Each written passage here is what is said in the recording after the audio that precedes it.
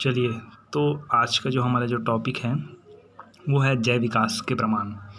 तो पिछले टॉपिक हम लोग पढ़ चुके हैं जय विकास। अगर आप जय विकास का वीडियो देखेंगे तो जय विकास के जो वीडियो है उसका जो डिस्क्रिप्शन बोर्ड में लिंक दे दिया हूँ मैं, वहाँ से आप लिंक में जाकर जय विकास को देख सकते हैं। तो जय विकास के प्रमाण मतलब हमने पढ़ा है जय विकास क्या है। तो जय विकास के आधार पर ही बहुत सारे प्रमाण दिए गए हैं। अच्छा, जय विकास क्या है एक बार बताता हूँ कि जय विकास वह क्रिया है जिसके अंतर्गत वातावरण में या उनमें होने वाले परिवर्तन के अनुसार रूपांतरण के साथ साथ अवतरण के कारण सरल जीवों से लंबे समय में धीरे धीरे जटिल जीवों का निर्माण हुआ है। मतलब मेन पॉइंट ये है कि सरल जीवों से लंबे समय में धीरे धीरे जटिल जीवों का क्या हुआ है, निर्माण हुआ है। अब इसी को हमको सिद्ध करके दिखाना है कि सरल जीवों से ही किसका निर्माण हुआ है, जटिल जीवों का क्या हुआ है, निर्माण हुआ है। मतलब जय विकास सही है, उसको हमको प्रमाणित करना है। ठीक है, तो जय विकास के प्रमाण के अंतर्गत हम लोग देखें तो पहला नंबर का जो पॉइंट आता है उसका नाम है तुलनात्मक शरीर रचना से प्रमाण। मतलब शरीर में तुलना करने के फलस्वरूप पता चल जाता है कि जीवों का विकास है वो नॉर्मल रूप से जय विकास के अंतर्गत ही हुआ है ना। तो तुलनात्मक शरीर रचना से प्रमाण है ना। तो इसको मैं डिटेल करूँगा, आप लोग लिख लेना। क्या बोला जा रहा है कि बाह्य स्वरूप में देखने पर जो बिल्कुल अलग अलग दिखाई देने वाले जंतु हैं, वर्ड को देखना, ठीक है, लिख लेना आप लोग कि बाह्य स्वरूप में देखने पर बिल्कुल पृथक पृथक दिखने वाले जो जंतु हैं, पृथक पृथक दिखने वाले कौन है, जंतु हैं, है ना। जब उनके आंतरिक लक्षणों का अध्ययन किया गया, किसका अध्ययन किया गया, आंतरिक लक्षणों का क्या किया गया, अध्ययन किया गया, है ना, तब उसमें अनेक प्रकार की समानता पाई जाएगी। अब क्या हुआ समझ रहे हो आप कि मान लीजिए ये एक जीव है, इसको सरल को काटते हैं, जटिल काटते हैं, ये एक जीव है, दूसरा जीव है, ये बाहर से भिन्न दिखाई दे रहा है। इसको मैं गोल बना दिया हूँ, इसको मैं चैप्टर बना देता हूँ, मान लो जाए एग्जाम्पल के लिए, है ना। तो बाह्य स्वरूप में देखने पर बिल्कुल पृथक पृथक अलग अलग दिखाई दे रहे हैं, है ना। लेकिन इसके आंतरिक लक्षण का अध्ययन किया जाए तो उसमें अनेक प्रकार की समानताएं दिखाई देती हैं। इस तरह समानता का होना ये प्रमाणित करता है कि इन जंतुओं का विकास एक ही समान पूर्वज से हुई है। ठीक है, ये मेन पूर्वज है मान जाए तो इसका निर्माण इसी से हुआ है, इसका निर्माण भी इसी से हुआ है। लेकिन ये गोल दिखाई दे रहा है, ये चौड़ा दिखाई, ये केवल उदाहरण है ना। इसको समझ गए तो आगे इसको भी समझ जाओगे आप, है ना। मतलब क्या बोला जा रहा है, सीधी बात है कि बाह्य स्वरूप में देखने पर बिल्कुल पृथक पृथक दिखाई देने वाले जंतुओं के जब आंतरिक लक्षणों का अध्ययन करते हैं तब उसमें अनेक प्रकार की समानताएं दिखाई देती हैं। इस तरह समानता का होना यह प्रमाणित करता है कि जंतुओं का विकास एक समान पूर्वज से हुई है। मतलब एक समान पूर्वज से धीरे धीरे हुई है, मतलब जय विकास के प्रमाण के अनुरूप ही हुई है या जय विकास के अनुरूप ही हुई है। इतना आप लिख लीजिएगा यहाँ पास, ठीक है। क्या कि बाह्य स्वरूप से देखने पर बिल्कुल पृथक पृथक दिखाई देना जो जंतु है ना, जब आंतरिक लक्षणों का अध्ययन करते हैं तो उसमें अनेक प्रकार की क्या दिखाई देती है, समानताएं दिखाई देती है। तथा यह समानता का होना यह प्रमाणित करता है कि जंतुओं का विकास एक समान पूर्वज से हुई है, अर्थात जय विकास के अंतर्गत ही हुई है। ये ऐसे लिखोगे आप। अब हम लोग चलते हैं इसके अंतर्गत कि हमने बता दिया कि बाह्य स्वरूप से जो अलग अलग दिखाई देते हैं वो समान दिखाई देते हैं, है ना। तो इसके लिए हम लोग दो परिभाषा चलते हैं यहाँ पर, है ना। एक तो आपका पॉइंट बनेगा समजातता, ठीक है, होमोलॉजी। तो होमोलॉजी के अंतर्गत ना एक और क्वेश्चन बनता है, समजात अंग क्या है। समजातता आएगा तो पूरा कंप्लीटली समझाना आप लोग, है ना। लेकिन ओनली समजात अंग आ गया, उस स्थिति में आप क्या समझाओगे तो आगे आप देखिए, है ना। समजातता तो ये हो गया क्लियर, ठीक है, सॉरी जो तुलनात्मक से रचना है वो प्रमाण हो तो क्लियर हो गया, है ना। अब समजातता कैसा है उसको देखिए, है ना, होमोलॉजी। तो यहाँ पर हम लोग पढ़ेंगे समजात अंग। क्या पढ़ेंगे, समजात अंग। तो समजातता पढ़ते हैं ना। तो जीवों के वे अंग जो कि उत्पत्ति एवं संरचना में समानता प्रदर्शित करते हैं।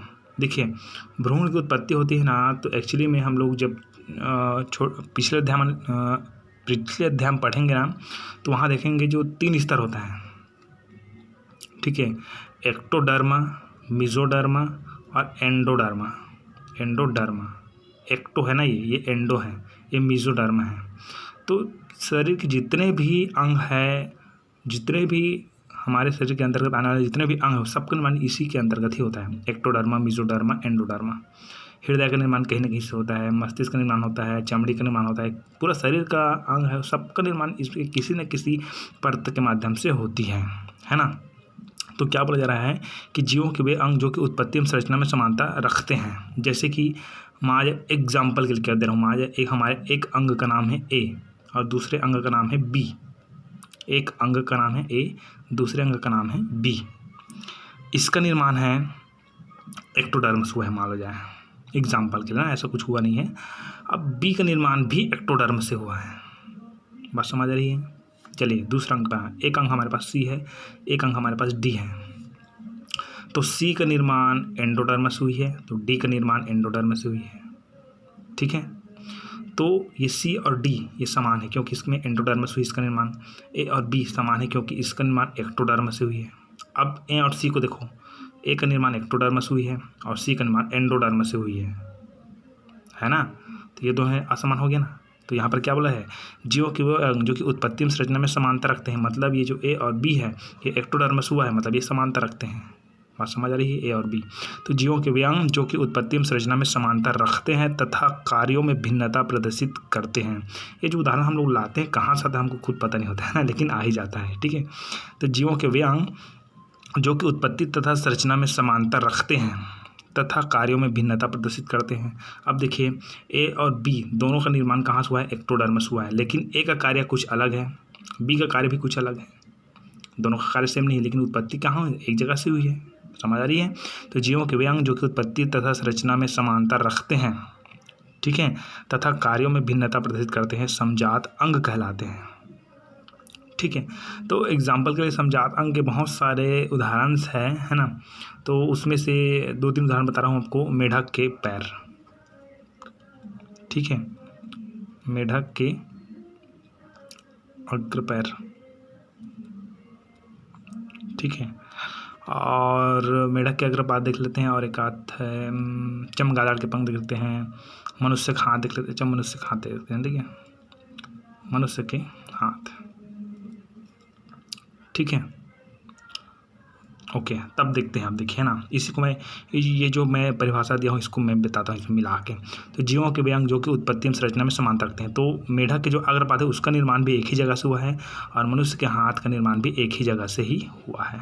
ठीक है, तथा कार्य में भिन्नता प्रदर्शित करते हैं। भैया मेढक के अग्रपाद का कार्य क्या है, फूदकने का कार्य करता है, और मनुष्य के अग्रपाद देखिए यहाँ पर हाथ जरूर लिखा हूँ, लेकिन ना मनुष्य का ये अग्रपाद है, ये आप ये याद रखना कि मनुष्य के हाथ अग्रपाद है उसका, ठीक है, और पीछे वाला जो पैर है वो पश्चपाद है। ठीक है, तो मेढक के अग्रपाद है वो फूदकने का कार्य करता है, मनुष्य का अग्रपाद थोड़ी फूदकने का कार्य करता है ना। तो मनुष्य के अग्रपाद है वो अग्र पैर है, मतलब अग्रपाद है वो मतलब हाथ है, वो क्या करता है, अन्य कार्य करता है। आप खुद जानते हो आपका क्या क्या कार्य करता है उसको। तो जीवों के वे अंग जो कि उत्पत्ति में संरचना में समानता प्रदर्शित करते हैं तथा कार्य में भिन्नता प्रदर्शित करते हैं, समजात अंग कहलाते हैं। मेढक के अग्रपाद, मनुष्य के हाथ, ठीक है, तथा वह प्रक्रिया जिसके फलस्वरूप इस तरह के लक्षण वाले अंग का विकास संभव होता है, समजातता कहलाती है। ठीक है, ये समझाता है कंप्लीट, है ना। अब हम लोग चलते हैं समवृत्तता में। हम लोग चलते हैं समवृत्तता में। तो समजातता का उल्टा हो जाता है समवृत्तता। समजातता में क्या हुआ था कि उत्पत्ति एवं संरचना में समानता रखते थे और कार्यों में भिन्नता रखते थे। अब इसमें कार्यों में समानता रखेंगे, ठीक है। तो ऐसे अंग जो कि समान कार्य के लिए उपयोजित होने के कारण समान दिखाई देते हैं, इनका कार्य समान है ना, कार्य क्या हो गया, समान हो गया, ठीक है। तो ऐसे अंग जो समान कार्यों के लिए उपयोजित हो जाने के कारण समान से दिखाई देते हैं, ठीक है। अब देखिए समान से दिखाई देते हैं मतलब क्या होता है कि मान लीजिए तितली का पंख लेते हैं उदाहरण के लिए, तितली का पंख, और एक को लेते हैं चमगादड़ का पंख, चमगादड़ का पंख, ठीक है। तो ऐसे अंग जो कि समान कार्य के लिए उपयोजित होने के कारण समान दिखाई देते हैं। तो तितली के पंख का कार्य क्या है, उड़ना, चमगादड़ के पंख का कार्य क्या है, उड़ना। समझ आया, दोनों कार्य समान है नहीं, हाँ, तो ऐसे अंग जो कि समान कार्यों के लिए उपयोजित होने के कारण समान से दिखाई देते हैं।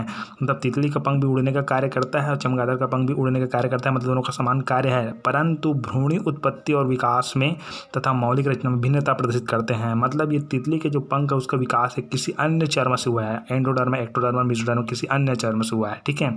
और चमगादड़ के जो पंख हैं उसका भी निर्माण दूसरे जगह से हुआ है। इनका विकास देखिए तो जो तितली का जो पंख है ना, ठीक है, वो तितली का जो पंख है वो काइटिन के बना होता है। बात समझ रहे, किसकी बनी होती है? काइटिन का बना होता है, ठीक है। ये काइटिन क्या है बोलेंगे भाई, है ना। तो काइटिन जब जो उसके पंख निर्माण होता है तो उस जगह एक काइटिन, और देखिए जब भी किसी भी जीवाणु कोशिका का निर्माण होता है तो उसका कोशिका भित्ति होती है काइटिन की बनी होती है। मतलब एक प्रकार से जो उसकी संरचना का निर्माण करता है वो काइटिन है ना। तो तितली का पंख किसकी बनी होती है? काइटिन की बना होती है, ठीक है। और जो चमगादड़ के जो पंख हैं वो कहाँ से बनाता है? डायरेक्टली त्वचा से बना होता है। ये झिल्ली से बना होता है, एक प्रकार से काइटिन झिल्ली है। और ये त्वचा से बना होता है, ये त्वचा से बना, ये झिल्ली से बना है, अलग अलग हुआ ना, संरचना अलग हुआ नहीं इसका, लेकिन कार्य तो समान है, इसलिए समवृत्तिता है। तो ऐसे अंग जो कि समान कार्यों के लिए उपयोजित होने के कारण समान से दिखाई देते हैं, परंतु भ्रूण उत्पत्ति और विकास में तथा मौलिक रचना में दिखाई देने वाली मौलिक रचना में भिन्नता प्रदर्शित करते हैं, समवृत्ति अंग कहलाते हैं या समरूप अंग कहलाते हैं, ठीक है। ऐसी स्थिति या ऐसी समानता को समरूपता या समवृत्तिता कहते हैं, ठीक है। दोनों एक दूसरे के विपरीत है, समजाता और समवृत्तिता, ठीक है। ये आपका पहला टॉपिक था तुलनात्मक शरीर रचना में प्रमाण, ठीक है। तुलनात्मक शरीर रचना से प्रमाण, किसके प्रमाण? जैव विकास के प्रमाण, ठीक है। तुलनात्मक शरीर रचना से प्रमाण। अब दूसरा प्रमाण हम लोग प्रमाण चलते हैं तो वो अवशेषी अंग से प्रमाण। अवशेषी अंग ये प्रमाणित कर देगा भैया कि जैव विकास से ही जीवों का विकास हुआ है, मतलब धीरे धीरे जीवों का क्या हुआ है? विकास हुआ है। तो पहले तो आपको अवशेषी अंग का परिभाषित करना पड़ेगा, है ना। तो जीवों के कुछ अंग अर्धविकसित तथा कार्यविहीन अवस्था में उपस्थित रहते हैं। हमारे शरीर में कुछ ऐसे अंग है भाई जो कार्यविहीन अवस्था में रहते हैं। आगे मैं बताऊँगा कौन कौन से अंग है, बहुत सारे अंग हैं। वर्मीफार्म अपेंडिक्स है, निमेशाक झिल्ली है, पुच्छ कशेरुका है, ऐसे बहुत सारे अंग आएंगे जो आज के डेट में हमारे शरीर में कोई कार्य नहीं करता है, ठीक है। तो जीवों में कुछ अंग अर्धविकसित तथा कार्यविहीन अवस्था में उपस्थित रहते हैं, ठीक है, उपस्थित दिखते हैं, रहते हैं तथा पीढ़ी दर पीढ़ी वंशागत होते रहते हैं। मतलब किसी एक मनुष्य में तो दूसरे मनुष्य की पीढ़ी में भी जाएगा, उसके बच्चे में भी जाएगा, मतलब पीढ़ी दर जाते ही जाएगा, लेकिन कोई कार्य नहीं है। वो कहलाता है अवशेषी अंग। क्या कहलाता है? अवशेषी अंग, ठीक है। तो मनुष्य में बताऊंगा, जानवर में बताऊंगा क्या कितने कितने प्रकार के कहाँ कहाँ अवशेषी अंग है उसको, ठीक है। तो पहला अवशेषी अंग देखते हैं हम लोग इधर, सर्प में पश्चपाद, ठीक है, पहला पॉइंट है ना। तो कभी कभी अजगर में ना पश्चपाद बन जाते हैं। क्या बन जाते हैं? पश्चपाद। वैसे तो अजगर आप देखे होंगे, ठीक है, अजगर में कोई पैर नहीं रहता है, ठीक है, अजगर में कोई पैर नहीं रहता, लेकिन कभी कभी ना अजगर में ऐसे छोटा छोटा पश्चपाद बन जाता है, ठीक है। तो अजगर में सभी कभी कभी पश्चपाद ही बन जाते हैं, जो कि यहाँ बताता है कि सांपों का विकास सरीसृपों से हुई है। सांपों का विकास कहाँ से हुई है? सरीसृपों से हुई है। तो ये सिद्ध हो गया ना कि जो सांप के उसके विकास सरीसृप जब धीरे धीरे धीरे विकसित हो गए तब क्या बन गए? वो सांप बन गए। मतलब जैविक विकास का तात्पर्य क्या है कि कम विकसित जीवों से अधिक विकसित जीवों का निर्माण होता है, धीरे धीरे होता है, तो जैविक विकास प्रमाणित हो गया, ठीक है। दूसरा देखते हैं पुच्छ कशेरुका। इसको हम लोग बोलते हैं काउडल वर्टेब्रे, है ना, ये मनुष्य से अंतर्गत है ना।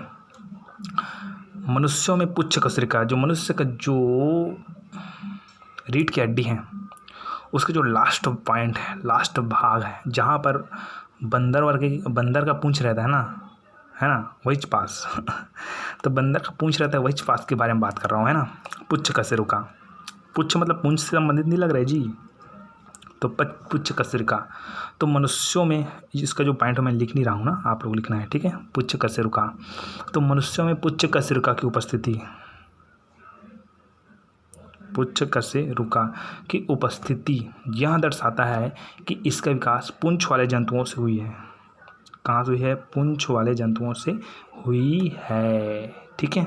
मतलब क्या समझ रहे हो आप लोग कि जो पूंछ वाले जंतु है वो धीरे धीरे विकसित हो गए और मनुष्य का निर्माण हुआ। डार्विन ने भी बताया है कि हमारा पूर्वज कौन है, बंदर है, हमारा छोड़कर मेरा छोड़कर, ठीक है। तो पुच्छ कशेरुका का यही है। तीसरा चलते हैं निमेषक झिल्ली। तो आपको बता दूं कि सब अपने अपने नेत्र के जो कोना वाला भाग है, ऐसा आपका नेत्र होगा, इस नेत्र के कोना में एक थोड़ा सा ऐसा भाग होगा, देखना है ऐसे उभरा हुआ थोड़ा सा, है ना, उसे बोलते हैं हम लोग निमेषक झिल्ली। क्या बोलते हैं, निमेषक झिल्ली, है ना। तो क्या होता है कि जलीय जंतुओं में आँखों को ढकने हेतु आवरण के रूप में निमेषक झिल्ली उपस्थित रहती थी, ठीक है। इसको एक रिपीट कर ले और सुन लेना कि जलीय जंतुओं में यहाँ आँखों को ढकने हेतु निमेषक झिल्ली थी, लेकिन थलचर में या कशेरुकियों में अविकसित अवस्था में पाई जाती हैं। इससे यह प्रमाणित होता है कि जो थलचर है, थलचर की उत्पत्ति किससे हुई है, जलचरों से हुई है। मतलब जलचर जब धीरे धीरे विकसित हो गए तब क्या बना, थलचर बना, ठीक है। आगे आता है उंडुक पुच्छ, वर्मीफार्मा अपेंडिक्स, वर्मीफार्मा अपेंडिक्स कहते हैं इसको, ठीक है। तो इसमें क्या है कि पहले ना, अब एक बार बताता हूँ कि छोटी आंत होती है ना, वही पास होती है वर्मीफार्मा अपेंडिक्स।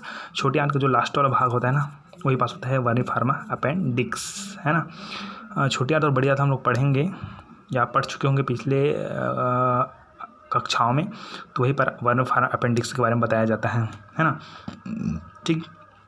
तो वर्मीफार्मा अपेंडिक्स, इसका डिटेल बता रहा हूँ। वर्मीफार्मा अपेंडिक्स अर्थात उंडुक पुच्छ का अवशेषी रूप में पाया जाना यह बतलाता है कि मानव पहले क्या था, शाकाहारी था।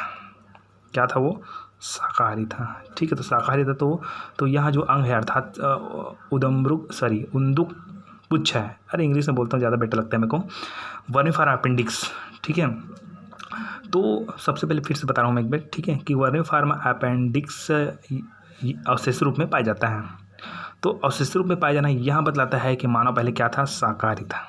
क्या था, शाकाहारी था, क्योंकि यह अंग किसका पाचन करता है, वर्मीफार्मा अपेंडिक्स से किसका पाचन करता है, वो वर्मीफार्मा अपेंडिक्स से पाचन करता है सेलुलोज का, ठीक है, ओके। मतलब ये होता है कि पहले शाकाहारी था, लेकिन बाद में मनुष्य क्या हो गया, सर्वाहारी हो गया। क्या हो गया, सर्वाहारी हो गया, ठीक है।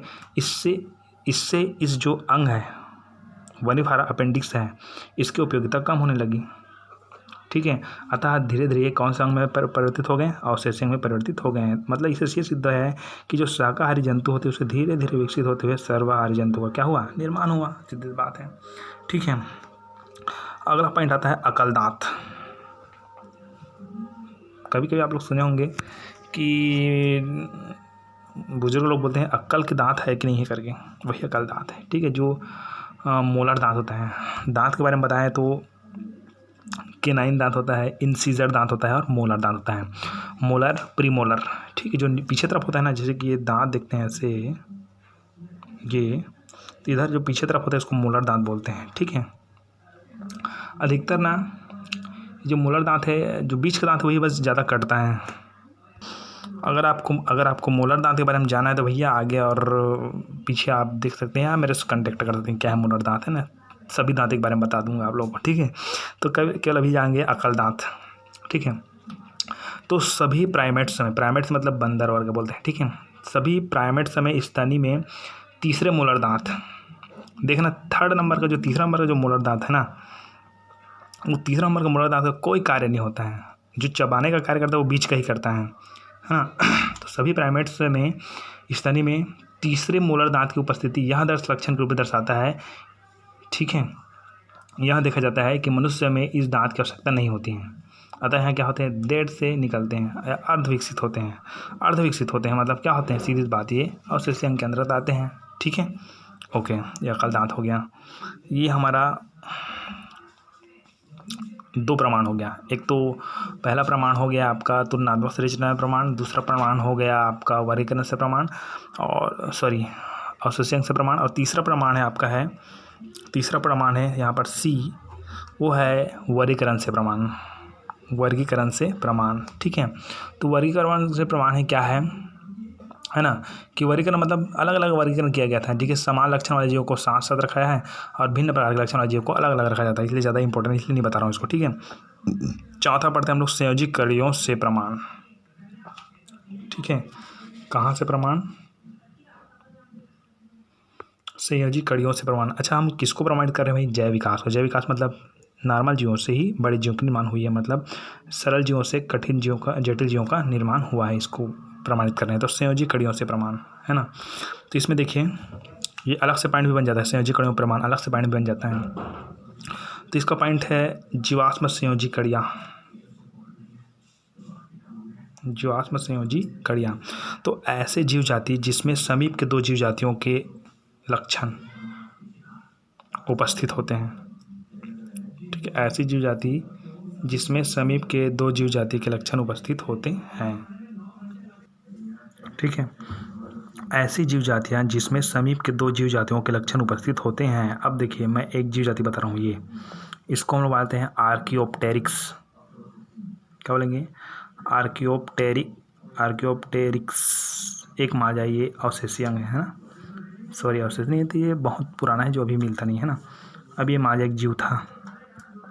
ऐसी जीव जातियाँ जिसमें समीप के दो जीव जाति, तो देखिए ये है आर्कियोप्टेरिक्स, है ना। ये पक्षी की तरह भी दिखता है और सरीसृप की तरह भी दिखता है।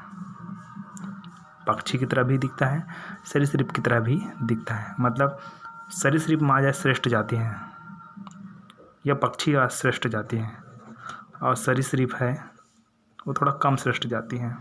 ठीक है, तो ऐसे जीव जाति, ये इसके बारे में बता रहा हूँ मैं। ऐसे जीव जाति जिसमें समीप के दो जीव जाति, सरीसृप एक जीव जाति हो गया, पक्षी एक जीव जाति हो गया, मतलब दो जीव जाति हो गए ना, तो दोनों का लक्षण इसी में मिल रहा है। क्या समझ रहे हो? कि ऐसी जीव जातियाँ जिसमें समीप के दो जीव जातियों के लक्षण उपस्थित होते हैं, मतलब इसमें इन दोनों के लक्षण उपस्थित है, पक्षी के भी और सरीसृप के भी। ठीक है, तो ऐसी जीव जातियाँ जिसमें समीप के दो जीव जातियों के लक्षण उपस्थित होते हैं संयोजी कड़ियों के नाम से जाने जाते हैं। ठीक है, इसमें प्राथमिक जीव के कुछ लक्षण, प्राथमिक जीव मान जाए हम लोग मान लेते हैं किसको, सरीप को मान लेते हैं, सरीसृप को मान लेते हैं। इसमें प्राथमिक जीव के कुछ लक्षण तथा कुछ लक्षण उससे अधिक विकसित जीव के होते हैं, मतलब ज़्यादा विकसित कौन है? पक्षी है। तो इसमें प्राथमिक जीव के कुछ लक्षण, मतलब ये जो आर्कियोप्टेरिक्स है इसमें प्राथमिक जीव अर्थात सरीसृप के कुछ लक्षण होंगे। ठीक है, तथा कुछ लक्षण उससे अधिक विकसित जीव के होते हैं। ठीक है, इससे यह प्रमाण मिलता है कि कम विकसित जातियों से ही अधिक विकसित जातियों को क्या हुआ है? विकास हुआ है। उदाहरण के लिए आर्कियोप्टेरिक्स से बोलते हैं। ठीक है, तो आर्कियोप्टेरिक्स उदाहरण देंगे तो क्या लिखेंगे? जीवाश्म संयोजी कड़ी, इसको जीवाश्म संयोजी कड़ी किस कहते हैं बोलेंगे तो आर्कियोप्टेरिक्स का नाम दे देना। ठीक है, इसमें किसके? सरीसृप के, और दूसरा किसके? पक्षी के लक्षण पाए जाते हैं। और उदाहरण देखेंगे तो विषाणु में